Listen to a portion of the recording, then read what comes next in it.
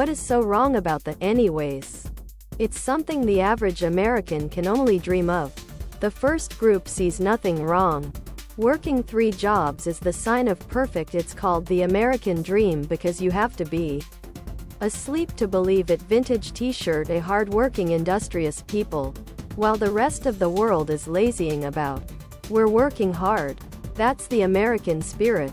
The second group sees it as a sad reality that people have to work 3 jobs just to survive. That the average person needs to struggle so damn hard. Yet at the same time we're a very rich country, while the rest of the world has time to spend with their children and loved ones. We're at work. Perfect. It's called the American dream because you have to be asleep to believe it. Vintage t-shirt. Tank top.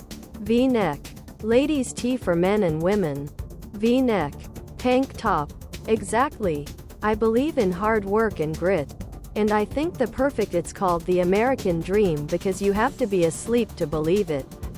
Vintage t-shirt. Grit should be represented in earnings. Problem is, economies don't trade in hard work. They trade in magical fairy dollar points. And the people who are best at fucking around with those points are fucking with the rules that govern how points work.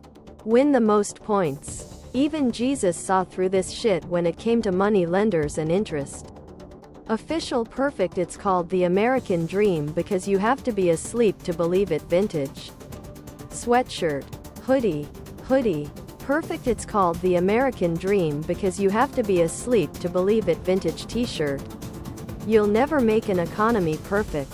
But that's okay as long as it's being perfect. It's called the American dream because you have to be asleep to believe it. Vintage t-shirt. Balances.